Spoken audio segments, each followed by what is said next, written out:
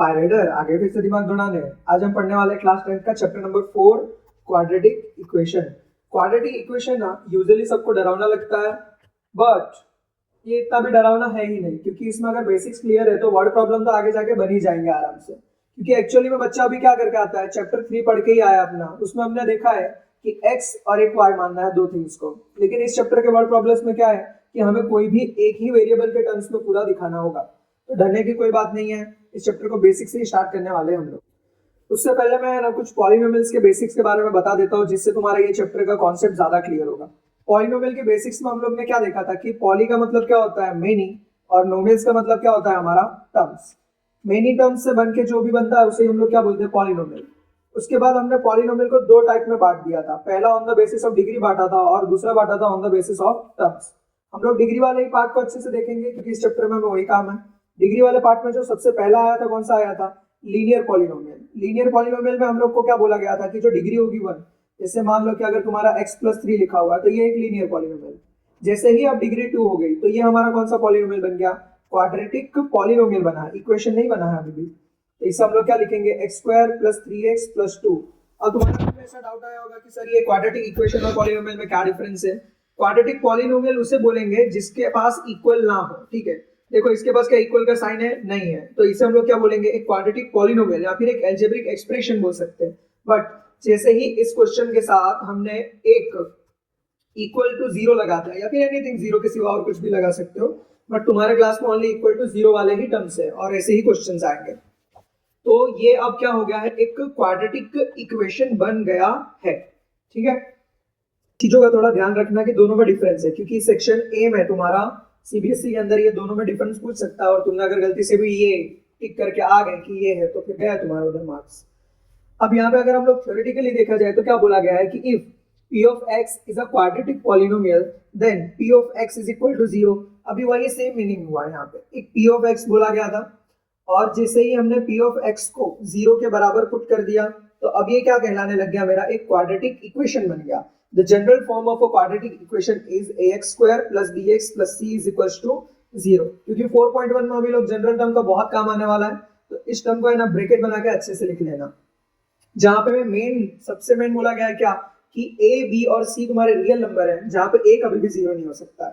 थोड़ा सा अगर तुम्हारे अंदर कॉमन सेंस हो, अगर तुमने a को ही 0 ले लिया तो ये x² वाला टर्म तो गायब हो जाएगा ना, तो फिर तो बचेगा अपने पास लीनियर वाले। तो गधे तो हो नहीं तुम लोग, कैसा करोगे। तो ये ध्यान रखना, ठीक है, कि ax को अपन कभी भी 0 नहीं ले सकते, x² को। कि हम लोग है ना रूट्स ऑफ क्वाड्रेटिक इक्वेशन कहां पे, QE का मतलब क्वाड्रेटिक इक्वेशन होगा, ठीक है। रूट्स ऑफ क्वाड्रेटिक इक्वेशन कब बोला जाएगा, जब तुमने x की कोई भी वैल्यू पुट की, ठीक है, x की कुछ भी वैल्यू पुट की और तुम्हारा जो LHS है वो इज इक्वल्स टू हो जाए RHS के, तो तुम क्या बोलोगे कि वो एक रूट्स ऑफ क्वाड्रेटिक इक्वेशन है। या फिर अगर पहले मैं लीनियर के लिए दिखाऊं तो जैसे कि हमने ये 9th स्टैंडर्ड में किया था, x+3 इज इक्वल टू 0, यहाँ से हमने x की वैल्यू क्या निकाली, -3। क्या ये इसका रूट्स है या फिर सोल्यूशन है कि नहीं, वो कैसे पता चलेगा। जैसे ही हम x के बदले -3 पुट कर रहे हैं, देखो यहाँ पे ये मेरा LHL है और ये वाला मेरा RHL है। RHL का फुल फॉर्म क्या होता है, लेफ्ट हैंड साइड, और LHS का क्या होता है, लेफ्ट हैंड साइड, और RHS का राइट हैंड साइड होता है, ठीक है। तो यहाँ पे -3 और +3 0 हो जाएगा, और 0 इज इक्वल टू 0 आया, तो मैं यहाँ पे क्या बोलूंगा कि जो x इक्वल टू -3 है वो मेरा एक सोल्यूशन है, या फिर root of this linear equation. Quadratic equation के लिए हमने अभी निकालना सीखा ही है factorisation method, chapter 2 middle term splitting में। उसमें हम लोग पता है जीरोस निकालते थे, उस जीरोस को ही यहाँ पे ना हम लोगों ने रूट्स बोल दिया है, क्योंकि यहाँ पे हम लोग एक अलग मेथड का यूज करने वाले हैं, इसलिए। अब है ना इस चैप्टर को 4.1 के क्वेश्चंस टाइप के थोड़े थोड़े हम लोग करने वाले हैं। जैसे यहाँ पे हमें क्या बोला गया है कि which of the following are a quadratic equation, ठीक है, कि इसमें से जो दिए गए हैं उसमें से क्वाड्रेटिक इक्वेशन कौन से। क्वाड्रेटिक इक्वेशन के लिए हमें क्या चेक करना पड़ेगा, general form ax² + bx + c is equal to क्या होना चाहिए, 0। अगर ये टर्म है मेरे पास तो मैं क्या बोलूंगा कि ये क्वाड्रेटिक इक्वेशन है, अगर नहीं है तो क्या बोलेंगे हम लोग, ये क्वाड्रेटिक इक्वेशन नहीं है।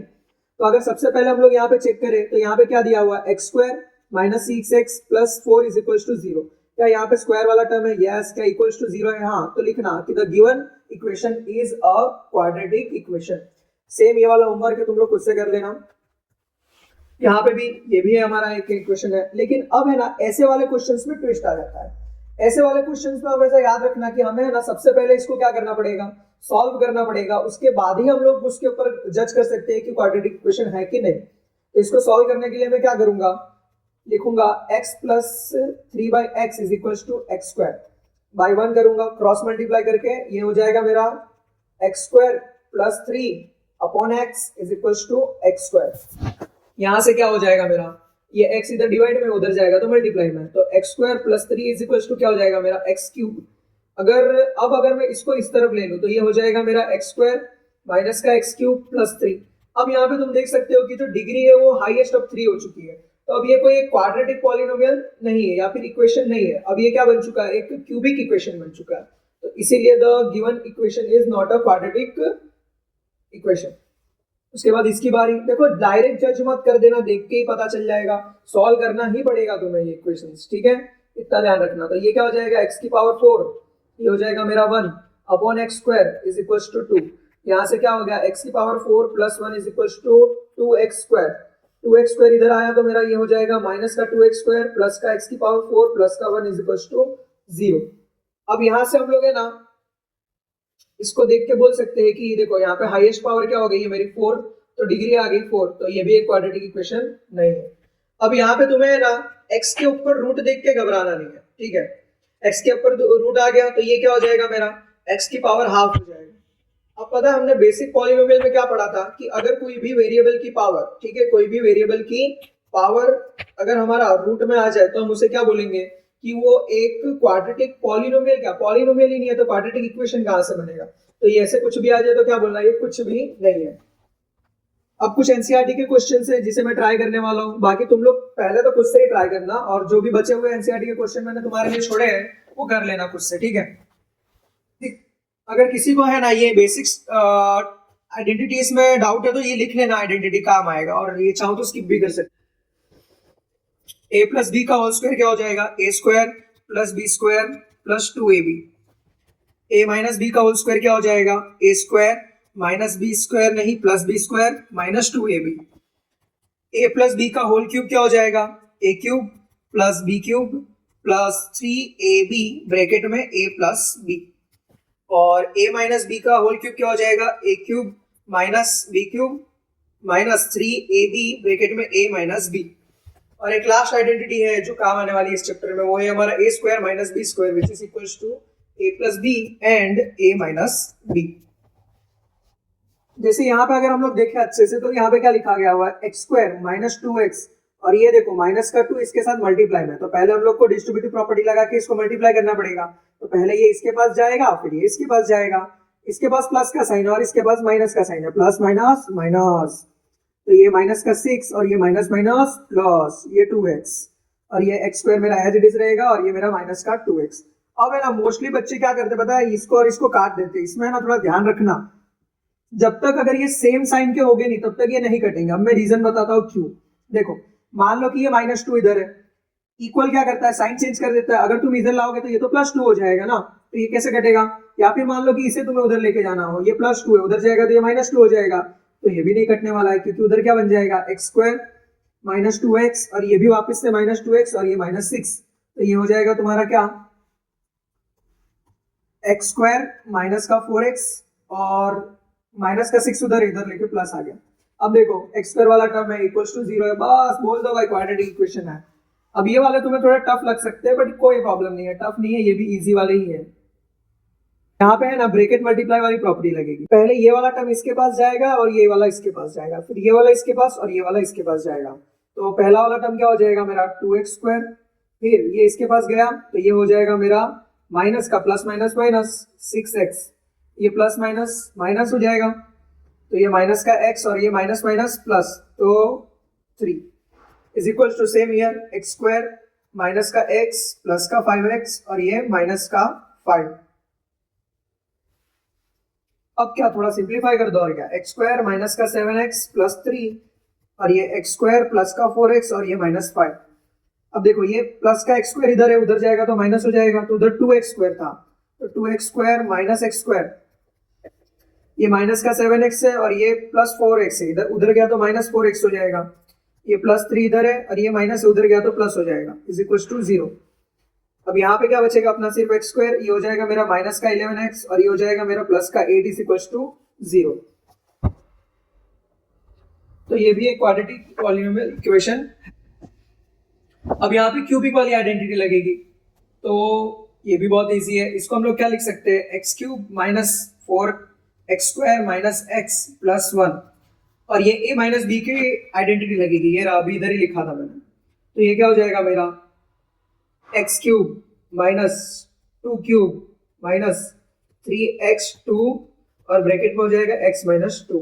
तो ये हो जाएगा x cube minus 8 minus 6x bracket में x माइनस 2, और ये एक्स क्यूब माइनस का 8 माइनस का 6x स्क्वायर और ये माइनस माइनस प्लस 12x, ठीक है। और ये बाकी सब एज इट इज ऐसे ही आ जाएगा। देखो जादू दिखाओ, जादू देखा, ये कॉपी किया और ये पेस्ट। ऐसा तुम तो कर नहीं सकते हो क्योंकि टेक्नोलॉजी तो मेरे पास ही है। हाँ, अब यहाँ पे हम लोग देखते हैं कि क्या क्या कट होता है। देखो एक्स क्यूब से एक्स क्यूब कट हो जाएगा क्योंकि ये इधर भी प्लस है और इधर भी प्लस है, ये उधर जाएगा तो माइनस हो जाएगा। और ये माइनस का 4x स्क्वायर है और ये माइनस का 6x है, तो ये उधर जाएगा तो प्लस हो जाएगा, ठीक है। तो क्या बचेगा मेरा 2x स्क्वायर और ये माइनस का x है और इधर ये प्लस का, इधर आएगा तो ये माइनस का 13x हो जाएगा।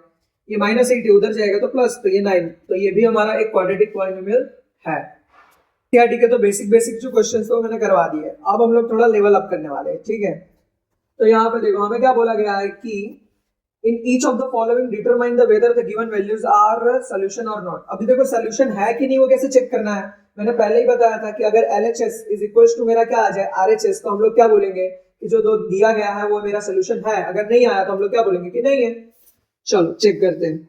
x की वैल्यू क्या पुट करने के लिए बोला है 1, तो जैसे ही हमने 1 पुट किया, 1 का स्क्वायर ये हो जाएगा मेरा 1 और ये मेरा माइनस 1 इज इक्वल टू 0। 1 का स्क्वायर 1 ही होता है और 3 1 जा 3, ये माइनस का 2 और ये माइनस का 1 इज इक्वल टू 0। 3 में से 2 गया, मेरा बचा 1, 1 माइनस 1 0 और 0 इज इक्वल टू 0। हाँ, तो हम लोग क्या बोलेंगे कि x plus 1 is a solution of the given equation. अब यहाँ पे हमें दो वैल्यूज दिए तो दोनों अलग अलग पुट करके चेक करना है, और क्या।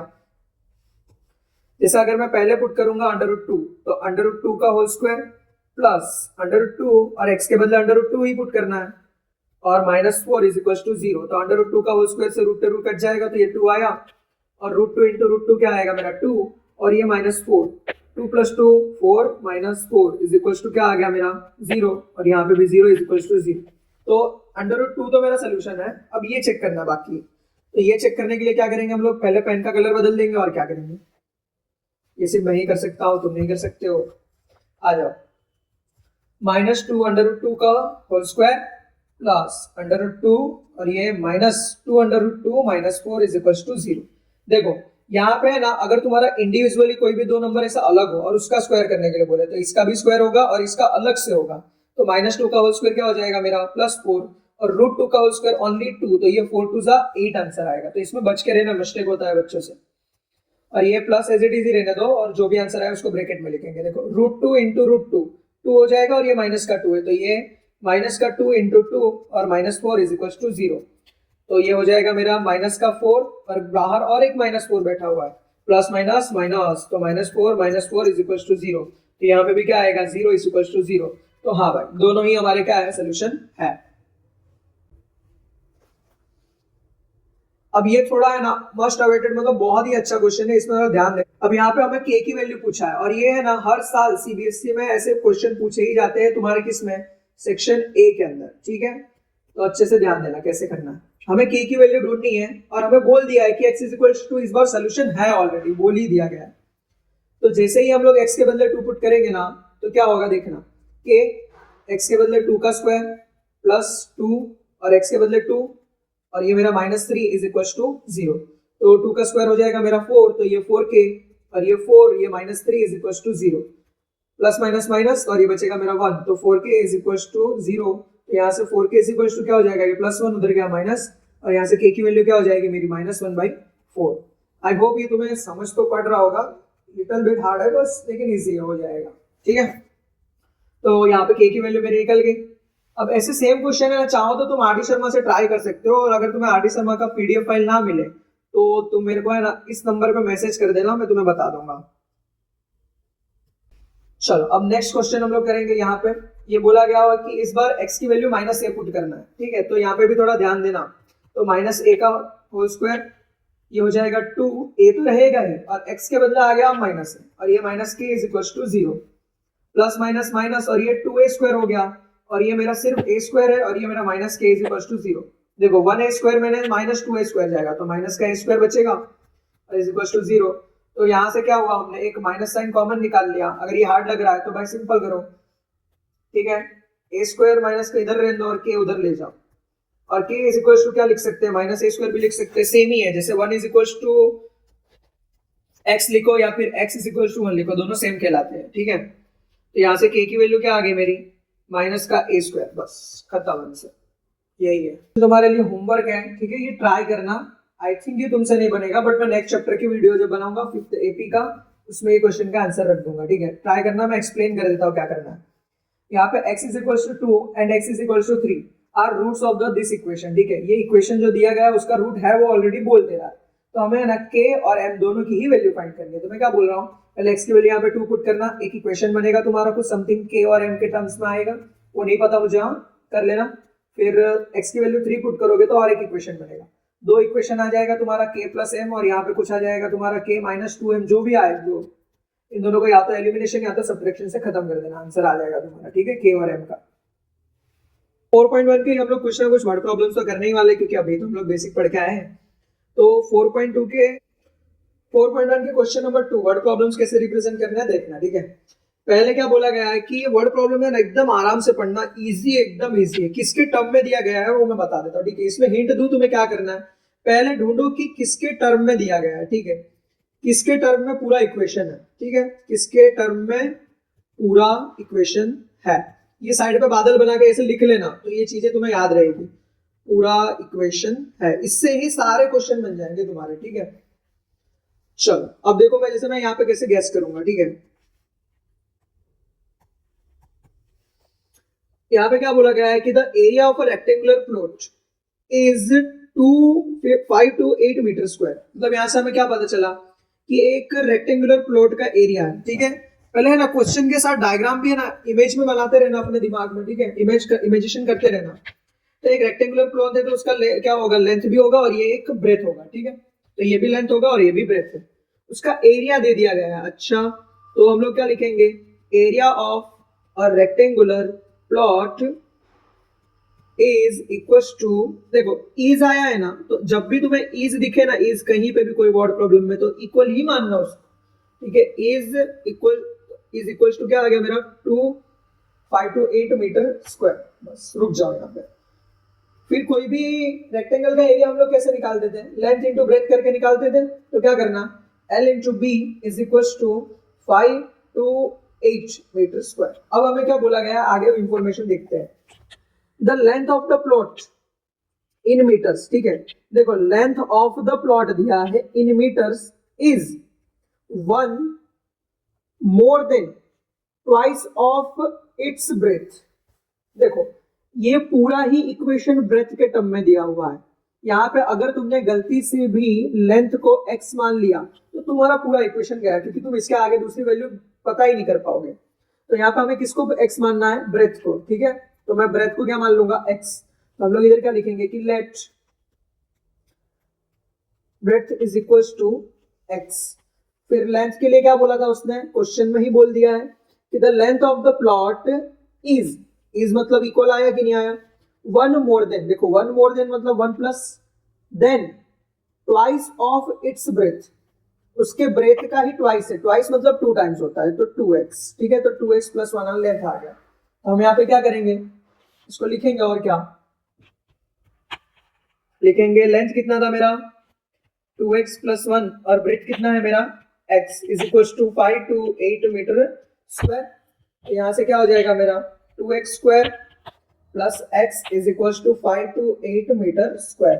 तो यहाँ से 2x square plus x minus 5 to 8 metre square आ गया तुम्हारा आंसर, बस इक्वल टू 0 हो गया। एक्सप्रेशन में ही बताना था, बता दिया हमने। और देखो वर्ड प्रॉब्लम है ना, मेरे करने से पहले एटलीस्ट तुम्हें ना 2 से 10 आने ना खुद से ट्राई करना, क्योंकि वर्ड प्रॉब्लम तुम जितना खुद से करोगे उतना ही तुम्हारा ब्रेन इंक्रीज करेगा इसमें। और maths is all about thinking, कि तुम कितना सोच रहे हो और कितना प्रैक्टिस कर रहे हो उसके ऊपर, तो ही तुम्हारा दिमाग या फिर माइंड बोल सकते हैं कि डेवलप होगा ओनली मैथ्स के अंदर। ठीक है, जैसे कि चलो अब सेकंड क्वेश्चन में क्या बोला गया है कि the product of two conjugative positive integer. उससे पहले हम लोग देखेंगे कि कॉन्जुगेटिव पॉजिटिव इंटीजर्स क्या होते हैं वो समझो। इंटीजर्स तो सभी को ही पता है और पॉजिटिव है वो भी पता है। ठीक है, कॉन्जुगेटिव का मतलब क्या होता है, लाइन वाइज। ठीक है, क्या होता है, लाइन वाइज। जैसे कि नहीं हम लोग बोलते हैं कि एक के बाद दो आएगा, दो के बाद तीन आएगा, तीन के बाद चार आएगा, तो ये क्या हम लोग बोल रहे हैं, कॉन्जुगेटिव नंबर्स में बोलते हैं, क्योंकि एक के बाद पैटर्न फॉलो हो रहा है। वही सेम जैसे कोई बोले कि ऑड नंबर कॉन्जुगेटिव में है, तो पहला 1 3 5 7, देखो कहीं पे भी क्या बीच में पैर टूटा ना। जैसे अगर मैं ऐसा लिख दूं कि 1 के बाद सीधा 5, तो ये कॉन्जुगेटिव में नहीं है बट ऑड नंबर है।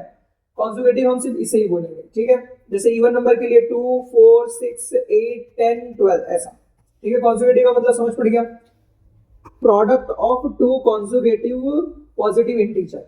तो हम लोग क्या मान लेते हैं, इज इतना दिया हुआ है। ठीक है, 306। अब देखो 306 तो दिया है। अब तुम लोग तो बोलोगे कि सर पीछे वाले में तो किसी के टर्म में दिया था, सर इसमें क्या करेंगे सर। अरे इसमें कॉन्जुगेटिव नंबर बोला है तो हम लोग मान लेते हैं कि let the first number is x। देख सेकंड क्या होगा, अगर पहला 1 है तो 1 का कॉन्जुगेटिव क्या आएगा, 2। अगर नेचुरल नंबर है तो 2 का कॉन्जुगेटिव क्या आएगा, 3। तो यहाँ पे अगर मैं इसको x मान लूं तो क्या ये मेरा x+1 है कि नहीं, या फिर लेट अज्यूम कि तू 2 को x मान रहा है तो इसके आगे वाला भी तो x+1 है कि नहीं। तो हमारा जो सेकंड नंबर होगा वो क्या होगा, x+1, और इन दोनों का ही जो प्रोडक्ट है। ठीक है, प्रोडक्ट मतलब मल्टीप्लाई होता है, तो इन दोनों नंबर का ही जो प्रोडक्ट है वो मेरा कितना है, 306। तो ये क्या हो जाएगा मेरा, x² + x = 306। तो x² + x - 306 = 0। यहां से ये तुम्हारा दूसरा आंसर भी आ गया। अब देखो थर्ड वाले में मूव करते हैं। ये भी बच्चों को आई थिंक दिक्कत देता है, लेकिन इजी है ये भी। इसमें वही सेम पहले वाला किसके टर्म में दिया है वो देख लो। ठीक है, इसमें क्या बोला गया है कि Rohan's mother is 26 year older than him. ठीक है, रोहन की जो मम्मी है उसी से ही 26 साल बड़ी है। आधे घरे बच्चे क्या कर लेते हैं, रोहन को 26 साल बड़ा दिखा देते हैं। भाई बायोलॉजी समझ रहे हो कि नहीं। ठीक है, ऐसा मत करना। तो हम लोग यहाँ पे किसको x मानेंगे, रोहन को। ऑब्वियस सी बात है, तो यहाँ पे क्या हो जाएगा, लेट रोहन्स एज = x। ठीक है, रोहन की एज को हमने क्या मान लिया, x। तो उसकी जो मदर की एज हो जाएगी वो क्या हो जाएगी, सिंपल x + 26। यहाँ पे लिख देना रोहन्स मदर एज। ठीक है, उसके बाद उसने आगे क्या बोला कि the product of their edges 3 year from now. देखो 3 ईयर फ्रॉम नाउ बोला तो इसमें हमें ना न्यू एज निकालनी पड़ेगी।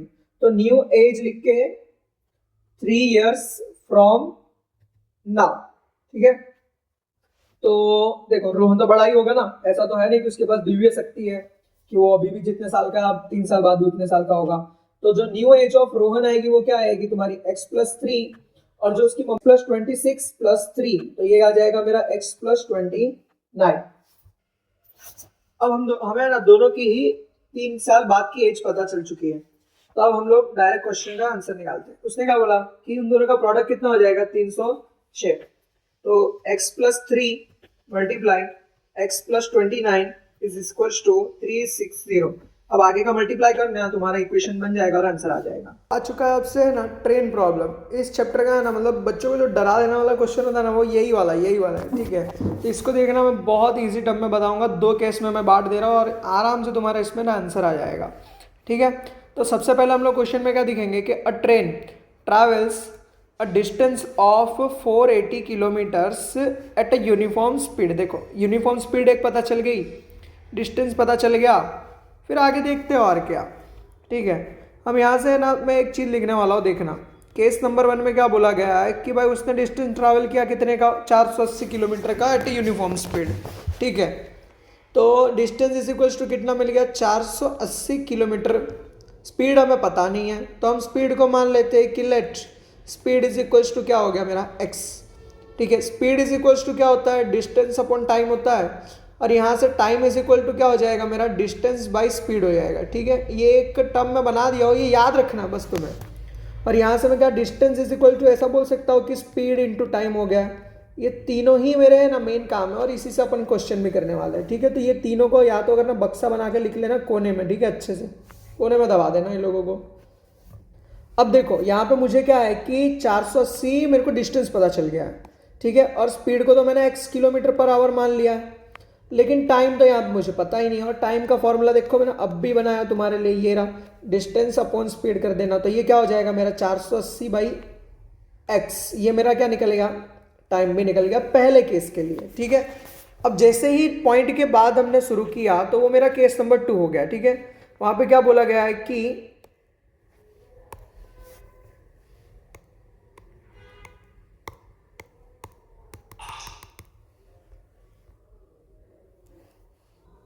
देखना क्या बोला है कि if the speed had been be 8 kilometre per hour less, ठीक है, 8 किलोमीटर पर आवर से स्पीड को कम कर दिया है, then it would have taken 3 hours more to cover the same distance.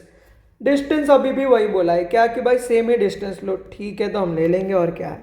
कितना लूंगा मैं 480 किलोमीटर अगेन, क्योंकि सेम डिस्टेंस बोला है। लेकिन इस बार देखो स्पीड में ट्विस्ट है, पहले x था अब उससे ना 8 कम कर दिया है, तो x minus 8 kilometre per our हो जाएगा।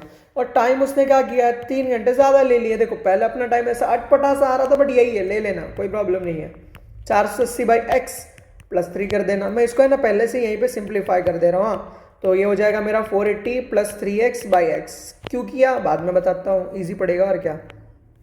इसको बक्से में बंद कर दो, इसको भी बक्से में बंद कर दो, और ये तो बक्से में ही रखने लायक नहीं है।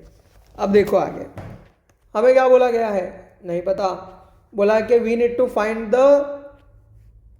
Speed of the train. चलो करते हैं, इक्वेशन से ही करेंगे और क्या।